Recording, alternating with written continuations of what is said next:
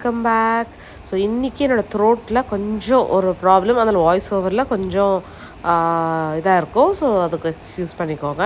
So இன்றைக்கி நாம் என்னென்னலாம் இந்த வீடியோவில் பார்க்க போகிறோன்னா, இதெல்லா ஐட்டம்ஸையும் நான் எப்படி செஞ்சு அந்த ஆர்டரை முடிச்சேங்கிறது தான். ஸோ ஒன்றுனா பார்க்கலாம். அதுக்கு முன்னாடி நம்ம சேனல் சப்ஸ்கிரைப் பண்ணாதவங்க சப்ஸ்கிரைப் பண்ணிக்கோங்க, லைக் பண்ணுங்கள், ஷேர் பண்ணுங்கள். ஸோ இது வந்து பார்த்திங்கன்னா ஒரு பிஸியான டே. ஃபஸ்ட்டு வந்து எனக்கு ரொம்ப நாளைக்கு முன்னாடியே வந்து ஒரு 3 kg ஸ்கொயர் கேக் அண்ட் ஒரு 1.5 kgக்கு வந்து நம்மளோட மெயின் கேக் வந்து பர்த்டே கேக் வந்து நமக்கு ஆர்டர் வந்திருந்தது. இவங்க என்னோடய ரெகுலர் கஸ்டமர் தான். ஸோ அவங்க ஆல்ரெடி ஆர்டர் வந்து 1 மந்த்துக்கு முன்னாடியே எல்லாத்தையும் டிஸ்கஸ் பண்ணி பேமெண்ட்டும் எல்லாமே வந்து பண்ணிட்டாங்க 10 days முன்னாடி.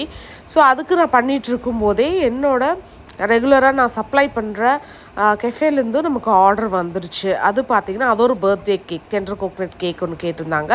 அதுக்கப்புறம் ஒரு நார்மல் கோகனட் கேக்கு அண்ட் உங்களுக்கு வந்து கப் கேக்ஸ் அண்ட் கேக் பாப்ஸ் இதெல்லாம் கேட்டிருந்தாங்க. ஸோ இத்தனையுமே வந்து ஒரே நாளில் ப்ரிப்பேர் பண்ணி கொடுக்குறதா பிளானு. ஸோ இது வந்து ஒரு சாட்டர்டே கொடுக்கணும். நம்ம ஃப்ரைடே அன்றைக்கி வந்து எல்லா ப்ரிப்ரேஷனும் ஸ்டார்ட் பண்ணிட்டோம்.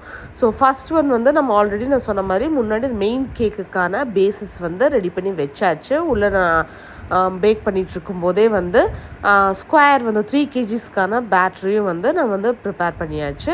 இது வந்து பார்த்திங்கன்னா 12 inch வந்து நான் வந்து பேக் பண்ணியிருந்தேன். 12x12 inch ஸ்கொயர் டின்னில் நான் பேக் பண்ணியிருந்தேன். இது 3 kgஸ்க்கு கரெக்டாக இருக்கும்.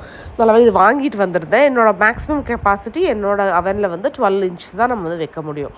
ஸோ அதை நான் வந்து வச்சிட்ருக்கேன். மீன் வயல்லே வந்து உள்ளே வந்து நம்ம மேலே பாஸ் பேபி தீமில் தான் நம்ம அந்த கேக் பண்ண போகிறோம், பர்த்டே கேக். அது வந்து 1.5 kg ஃபெராரோ ரோஷர் கேக் வந்து கேட்டிருந்தாங்க. ஸோ அதுக்கு வந்து சில ஃபாண்டன்ட் ஒர்க்ஸ் இருந்தது. ஸோ அதெல்லாமே உட்காந்து பண்ணிடலாம் அப்படின்னு சொல்லிட்டு நான் பண்ணிகிட்ருக்கேன். இதுக்கு நடுவில் ஒமிஷா கொஞ்சம் ஃபீவர்னு சொல்லிட்டு ஸ்கூலுக்கு போகல. அவருக்கு நெக்ஸ்ட் மண்டே எக்ஸாம் இருந்தது. ஸோ அதுக்கான ரிவிஷனும் சைட் பை சைட் போயிட்டு இருந்தது. Someone's land or property without permission. Prosecuted. Prosecuted. Spelling meaning prosecuted to charge someone's. So one side அதுவும் பண்ணிகிட்டே நான் வந்து என்னோடய ஒர்க்கும் பண்ணிகிட்டு இருந்தேன்.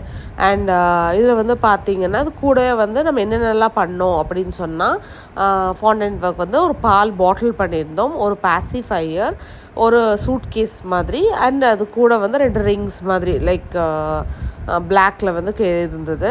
ஸோ இது எல்லாத்தையுமே வந்து நம்ம ஃபாண்டன்ட் ஒர்க்கில் ஒன்றுன்னா வந்து செய்ய ஆரம்பித்தோம். அண்ட் இது வந்து பார்த்திங்கன்னா கொஞ்சம் சிம்பிளான ஃபாண்டன்ட் ஒர்க் தான். ஸோ அதனால் ஃபாண்டன்ட் ஒர்க்ஸ் வந்து ரொம்ப பெருசு இல்லை. பட் அதுவும் இல்லாமல் அது அப்படி இருந்துமே எனக்கு வந்து 1/2 to 45 minutes வந்து இதுக்கு எடுத்தது.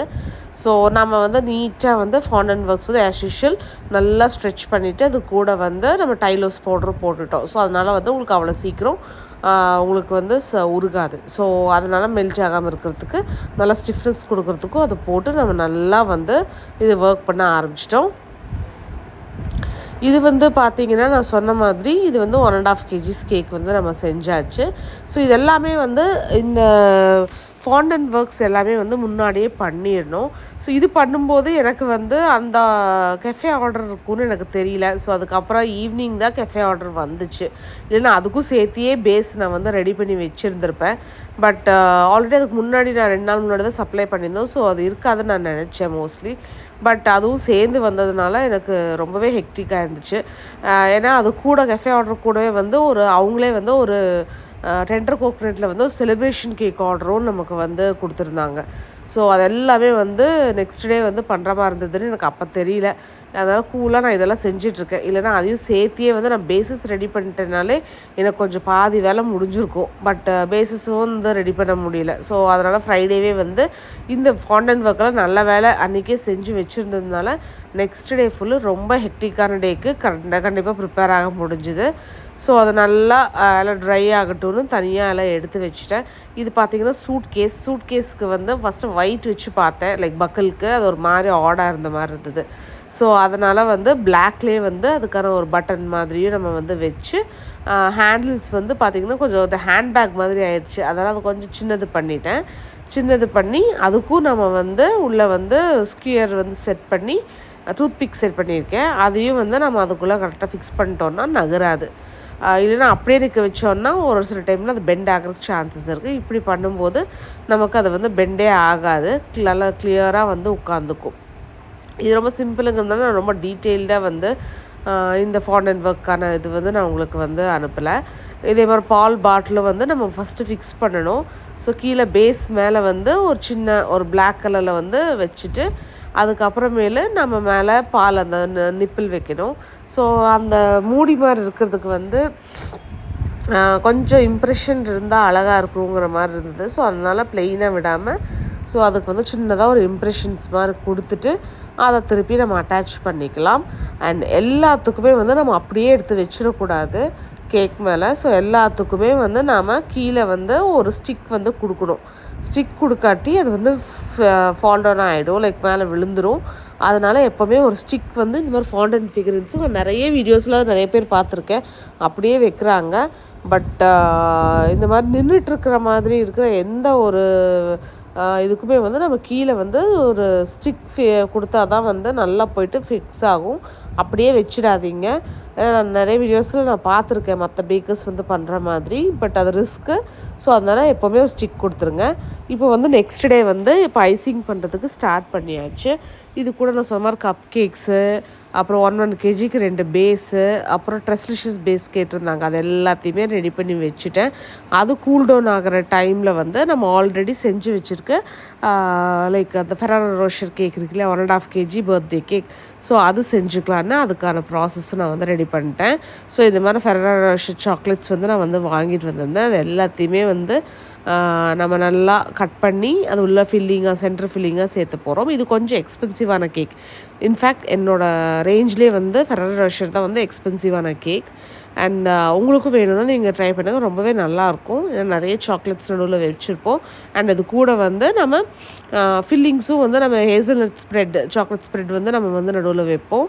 அண்ட் இப்போ பார்ப்பீங்க. ஸோ இது வந்து நான் டால் கேக்காக பண்ண போகிறேன். ஸோ அதனால் 1.5 kg 7 inch டின்னில் 2 டின்னில் நான் போட்டு எடுத்திருக்கேன். 4ஆக நம்ம கட் பண்ணியிருக்கேன். 5ஆக நம்ம கட் பண்ணலாம், அது ரொம்ப டால் ஆகிடும். அதுக்கப்புறம் டால் ஆச்சுன்னா ஃபில்லிங்கும் இருக்கிறதுனால நம்ம பாக்ஸ் அதெல்லாமே கொஞ்சம் ப்ராப்ளம் ஆகும். அதனால் நான் 4ஆக வந்து பண்ணிவிட்டு நான் நல்லா ஹெர்ஷ்லி ஸ்ப்ரெட் வந்து நான் நல்லா போட்டுக்க போகிறேன். போட்டுட்டு நல்லா கொடுத்துட்டு அதுக்கப்புறம் நடுவில் சென்டர் ஃபில்லிங்ஸ்க்கு வந்து சாக்லேட்ஸ் வந்து நம்ம நல்லா க்ரஷ் பண்ணி வச்சுருக்க ஃபெராரோ ரோஷர் சாக்லேட்ஸையும் ஆட் பண்ணி மேலே இன்னும் கொஞ்சம் க்ரீம் போட போகிறேன். ஸோ அப்போ தான் வந்து அடுத்த லேயர் ஒட்டி பிடிக்கும். அதனால் எப்போவுமே அதை ஒரு மைண்டில் டிப்பாக வச்சுக்கோங்க.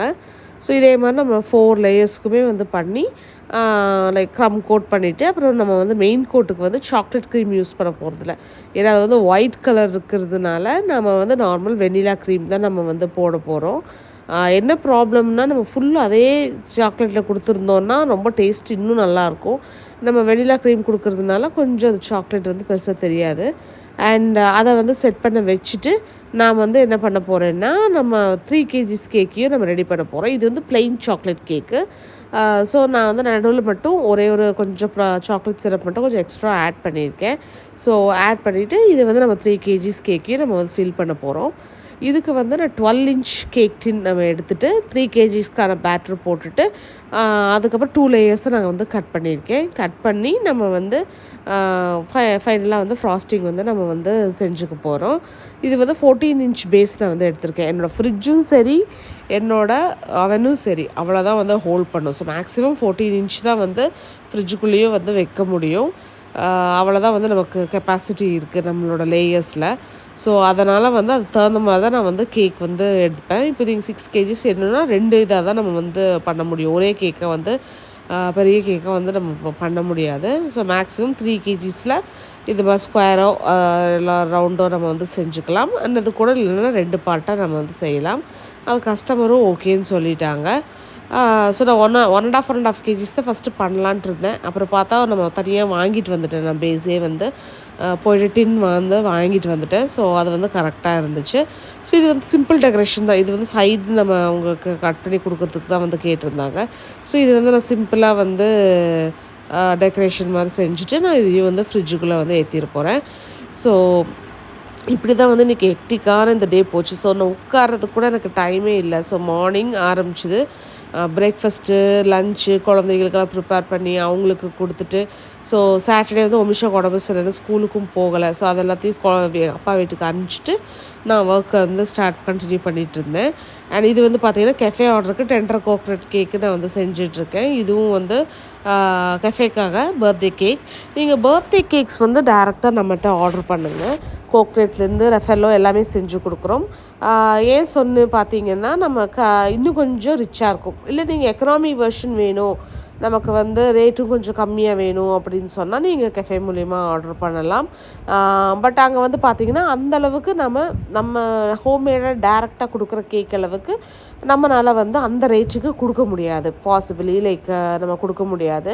ஸோ நீங்கள் ஃபேன்சி பேக்கிங் ப்ளஸ் இன்னும் கொஞ்சம் வெயிட் அதிகமாகவே நமக்கு வந்து நம்ம இது டேரெக்டாக பண்ணும்போது நம்மளால் பண்ணி கொடுக்க முடியும்.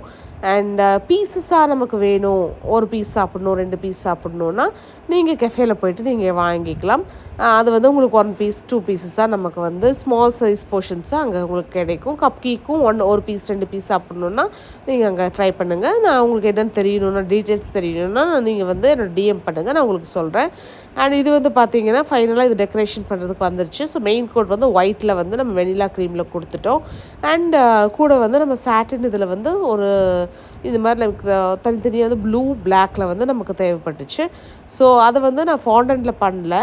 ஏன்னு பார்த்தீங்கன்னா இது வந்து ஃபோட்டோ ஷூட்டும் கொஞ்சம் வைக்கணும்னு சொல்லியிருந்தாங்க. ஸோ கொஞ்சம் ஏர்லியராகவே கொடுத்துட்டேன். ஃபாண்டன்ட் ரொம்ப நேரம் ஃப்ரிட்ஜில் வைக்க முடியாது. ஸோ அதனால் வந்து இந்த மாதிரி நம்ம கேக்கில் ஒட்டுறது எல்லாத்தையுமே வந்து டேப்லேயே வந்து நம்ம வந்து பண்ணிவிட்டு எல்லா டாப்பர்ஸையும் வச்சாச்சு. ஒரு பாஸ் பேபியோட ஃபோட்டோ நான் எடிபிள் பிரிண்ட் எடுத்தாச்சு. பால் பாட்டில், சூட் கேஸ், இது நிப்பிள் எல்லாமே வச்சு பேசிஃபையர்ஸ் எல்லாம் வச்சுட்டு நம்ம லைட்டாக ஒரு ஸ்ப்ரிங்கிள்ஸ் போட்டுட்டு இந்த டிசைனை வந்து கம்ப்ளீட் பண்ணியாச்சு. ஸோ அவ்வளோதான். சிம்பிளான ஒரு டெக்கரேஷன் பட் ரிச்சான நமக்கு ஃப்ளேவர். ஏன்னா ஃபெரரோ ரோஷர் ரொம்பவே சூப்பராக இருக்கும் and at the same time ரொம்ப ரிச்சியாகவும் இருக்கும். ஸோ அதையும் எல்லாத்தையுமே ரெடி பண்ணிவிட்டு நம்ம வந்து இப்போ வந்து நான் ட்ரெஸ் பேட்ச்க்கு நம்ம வந்து அனுப்பிச்சாச்சு.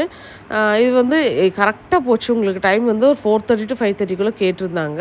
ஸோ கரெக்டாக இருந்தது டைமு. ஸோ அதையும் முடிச்சுட்டு கொண்டு போய் நம்ம கெஃபேலேயும் கொடுத்தாச்சு. நம்ம எக்ஸ்ட்ரா 2 கப் நமக்கு வந்திருக்கும். கெஃபேல 10 தான் கேட்டிருந்தாங்க, 12 வரும் நமக்கு ஒரு பேட்ச்சில். ஸோ நல்ல வேலை அந்த 2 கேக்ஸை வந்து நான் வந்து காம்ப்ளிமெண்ட்டாக வந்து இவங்களுக்கு கொடுத்தது. ஏன்னா ரெகுலர் கஸ்டமருக்கு நம்ம வந்து காம்ப்ளிமெண்ட்ஸ் கொடுத்துட்ருந்தோம் லைக் ஃபார் ஆனிவர்சரி. ஸோ அது எல்லாத்தையும் முடிச்சுட்டு கார் ஃபுல்லு ரொம்பிடுச்சு. ஆனால் லக்கிலி இது எல்லாமே லோக்கல் டெலிவரிங்கிறதுனால ப்ராப்ளம் இல்லை. ஸோ என் ஹஸ்பண்டும் இல்லை, அவரும் வந்து வேற ஒரு ஒர்க்காக போயிருந்தார். ஸோ அவரை விட்டுட்டு நான் மட்டும் போய் எல்லாத்தையும் டெலிவரியும் ஒட்டுக்காக வந்து எல்லாத்தையும் செஞ்சுட்டு இந்த ஆர்டரை கம்ப்ளீட் பண்ணேன். ஸோ இந்த மாதிரி நிறைய வீடியோஸ் பார்க்கணும். நம்ம சேனலை சப்ஸ்கிரைப் பண்ணிக்கோங்க, லைக் பண்ணுங்கள், ஷேர் பண்ணிக்கோங்க. தேங்க்யூ, பாய்.